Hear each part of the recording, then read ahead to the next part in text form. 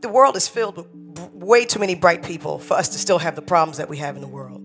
It's going to be our shame, you know what I mean, that we don't sit together and create people who invest with thought and consideration and care to solve the world's problems. If we can do all these things that we do digitally, technologically, economically, we can feed people, we can educate people through poverty. We can solve the problems of poverty. Poverty isn't even something that should exist in this world at this point, because we have wealth, we have intellect, we have the ability to develop and design and create whatever we want to.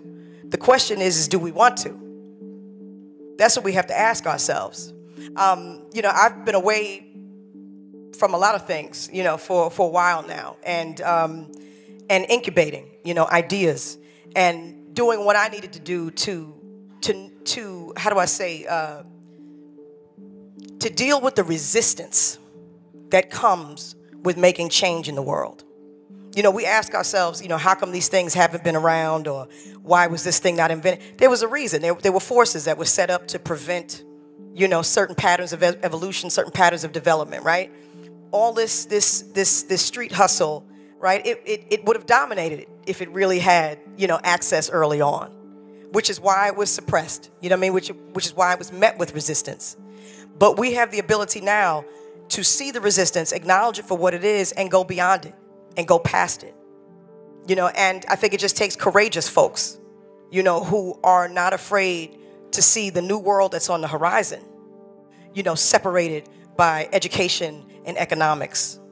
You know, we actually can make spaces for everyone, but it requires that the creatives, the academics, you know, the intellectuals, those who think with their heart, and emotional intelligent ones, you know, all come together, you know, in the same platform with the same kind of driving and unifying forces to see this world improve. We have the answers. We have so many of the answers. We have the technology. We have the wealth. We just have to be willing to share it.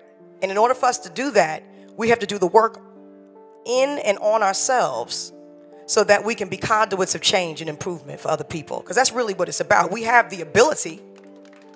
We have to be in a position where we're willing to do that for others, because we're so confident in our own abilities, in our own grace, and our own blessings, that we can actually pass knowledge and information on to others. So in that respect, we should be very proud, you know what I mean? Very, very happy, very pleased with what's happening. We just want to make sure that we retain freedom, though, you know, and that we always retain our right to our integrity, you know, that no amount of money or no kind of relationships compromise our ability to make decisions that aren't just money-based, you know what I mean? Say that one more time? Yeah. Say that one more time. To make sure that we're in a position always to make decisions that aren't just money-based, but that are moral, that are ethical, that are right. That we evolve, you know, we evolve morally, emotionally, spiritually, ethically, as we evolve technologically, financially. We just have to make sure that we're aligned, you know.